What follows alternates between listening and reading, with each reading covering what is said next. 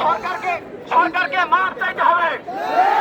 প্রধানমন্ত্রী তার ভুল স্বীকার করবেন। আমরা এই স্বৈরাচারের পতন করে এই মাঠ ছাড়বো ইনশাআল্লাহ।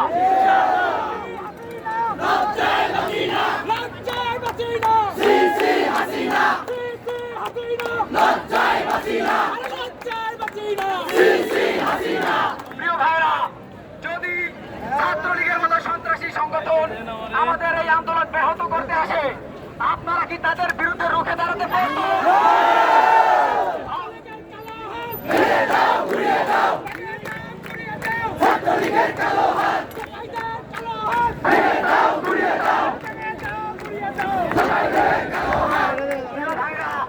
আমি আমার শেষ রক্তবিন্দু পর্যন্ত এই আন্দোলনের পক্ষে থেকে রাজপথে থেকে আমি আমার অধিকার আদায় করেই যাব ইনশাআল্লাহ। এখানে আমি ওয়াদা করে যাচ্ছি, আমি যদি বরিশাল বিশ্ববিদ্যালয়ের ছাত্র এবং একজন মুসলমান হয়ে থাকি, আমি আমার শেষ রক্তবিন্দু দিয়ে হলেও এই কোটা সংস্কার করেই যাব।